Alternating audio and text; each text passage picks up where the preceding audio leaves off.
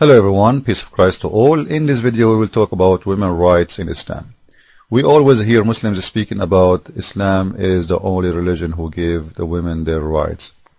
You know what, I don't know what right they are talking about, but we will see. Let us put this to test and we will see what the Muslims are talking about. Number one, the Muslims, they say that Islam is the only religion give the women the right to have her own property. A very simple test, we will see that this is a very false. Khadija was the first wife of Muhammad, and she was in the age of his grandmother, and Muhammad, he did marry her for the sake of her money. Not the point, but the point is for the sake of his money, which means she was very rich. And not only that, Muhammad himself, he used to work for Khadija. He was working for her as an employee, and that employee, he take order from Khadija. Now we ask ourselves a question. If people before Islam don't have the right to own their own property, Khadija, she got her property according to what? If at that time Islam was not exist there, and Muhammad himself, he was not a Muslim. And Muhammad himself, he worked for her and he got orders.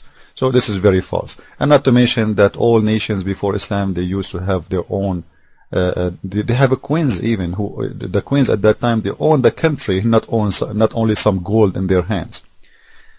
So this is very false. I remember Zakaria Naik, when they asked him, this Muslim scholar, why a Muslim woman, she cannot be a prophet in Islam. He said the Muslim woman, if she is a prophet, she have to lead the prayer, and this is mean that she have to bend over, and this is mean that everybody will look at her ass, and this will disturb the prayer of Muslims, which is very funny, very stupid to say, but this is what the Muslims think about a woman. She is just an ass. Then we move to the right of marriage. Muslims, they say to you, Islam don't approve any marriage without the women agree to marry. You know what? The women agree to marry. Just yesterday I saw a news about a little girl. She is 8 years old. She got divorced from her husband in Saudi Arabia. And not to forget to mention, Aisha, she was at the age of 6. And when she did marry, and Muhammad, he have intercourse with her at the age of 9, according to Sahih al-Bukhari. Then we ask ourselves, the woman, she had the right to accept or to reject marriage in Islam? Well, this is a little child. Who is the one who made decision for her? Very clear, she cannot.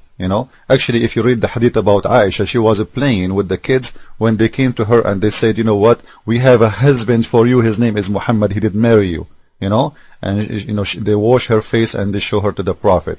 So this is very clear that what they are saying about the right of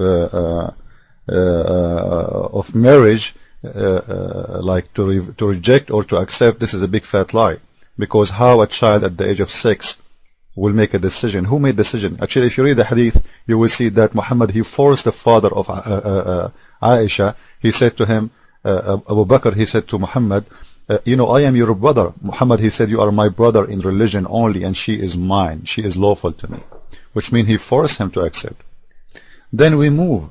The man in Islam, if his wife, she is disobedient, he can beat her, he can jail her. Not to mention other things, but beating women in Islam is according to what? This is, you have the right to be beaten in Islam. What more you want? The Muslim, when they translate the Quran, they say, oh, he beat her lightly. You know what? Let us say spit. Spit. You know how light the spit is? It's very light. It doesn't hurt anyone. But a spit is a spit. This is a big humiliation.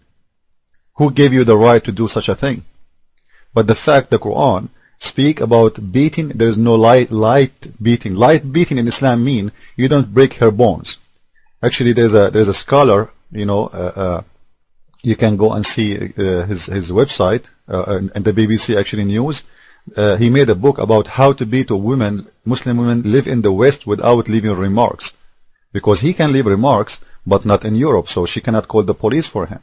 So he made a book teaching them how to put things under their clothes when he beat them, so they will not leave remarks, and at the same time he can punish her and she cannot call the cops for him. And if you go and read the hadith about why this verse came down to the Quran, as a Quran, you will see a Muslim woman, she came to the Prophet complaining that her husband, he did beat her until her husband made her skin greener than her clothes. Then we ask ourselves, okay, if this is wrong, why Muhammad, he took the side of the man, and not only he took the side of the man, he gave him a verse to support him, which was that verse, chapter 4, verse number 34. Then we move to different right. What about the right of to be a witness in the court? The Muslim women are not allowed to be witness as a single woman, as a human being in the court. Never, never, never, never, ever. Which means, let us say there is one guy and one woman, they witness two guys signing a contract or even a crime. Can that woman be accepted in the court to be a witness? No, because Islamic law made the women, two women equal to one male, which means if you bring me one woman, you are bringing me half a human being. So you are not even counted in the court. And not only that, Islam put as a condition, it must be one male at least between the witnesses. Let us say we have 1 million female witnesses. Those are not accepted in the court unless there is one male with them. What a big deal. Why the one male is so important? Because all those 1 million female, they don't count in Islam. And not only that, the Quran put a condition that those women who they are going to be witnesses, they have to be accepted by the court, which means it's not enough for you to go and say, I am a female, I was witness. No, the judge, he have to investigate you as a person, and then either he agree to have you or not. He will not do the same to the male. The male is already accepted because he is a male. And then we move to different right in Islam. What about, women in Islam having the right of divorce? The order of divorce in Islam is in the hand of the man. And one word, he can throw you out in the street. And the Muslims, they say to you, well, Islam, Allah, he hate divorce. You know what? If Allah, he hate divorce, why he made it so easy? Why he made it so easy to the point that if somebody is angry, say a word, that's it, he divorced her. And then you will see, the Muslim will say to you, you know what, Allah, he made a verse in the Quran says, if a man divorces his wife 3 times as a punishment for him, he cannot get back to her, or she cannot get back to him unless she go and marry someone else. You know what, this is a punishment for the women again.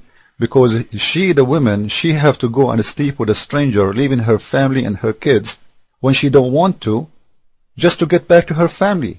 Because you gave her no choice. You said, you cannot get back to him unless you have sex with a stranger. You marry this man, you have sex with him, and the Prophet, he said, she have to test his juice and he have to test her juice. So testing your juice is the only way to go back to your children. Go and do it, and then you can come back. This is fair. The man, he is the one who divorced her. It's not her fault. Why you don't punish the man? So Islam made divorce so easy. One word. Actually, today they are divorcing their wives by text messaging. Go and search in Google and Yahoo and you will see it. It's a law in many countries. You send a text message to your wife and she is divorced. There is no need to go to the court even. Then we ask ourselves, can the woman divorce her husband by sending a text message? Can she say one word to him and he is out of the home? The Muslim, they will say, well, in some cases, if they agree before the marriage that the woman, she have the right to do so, she can do so, but no man will allow that. So which means, the basic right is the right of the man, not the right of the woman. The basic right to divorce is always for the man, unless the man, he give it up to his wife, and this has never happened unless he want to have this woman badly. Then we move to different topic. When the women, let us say, this woman, she married somebody, and after he married her, he decided to marry a new woman. Can the woman, she say to him, no, don't marry new women? The Muslims, they will lie to you. They say yes. I challenge the Muslims to show me one case. Muhammad, he was asking his wives if he can marry more women or not. Actually, the Quran, when one day his wives was angry from him, Allah, he threatened them that he would exchange them. Imagine, Allah himself will exchange the wives of Muhammad if they don't go disobedience, if they are not obedience to Muhammad. Then we move to different topic. The video will not fit for all, but I will try. What about heaven? Forget about all of this. In earth there is no justice, no problem. In heaven, the man, he will have at least 72 horny women. In the top of them all, his wives on earth. The question is, what is the reward of a Muslim woman in heaven? Why she will not have 72 horny guy in the top of them her husbands on earth? She pray equally to the man. She is a Muslim like him, but still his reward is 72 times more, and actually she have no reward. Christ is Lord, Islam is false. Ameen, and follow with me please.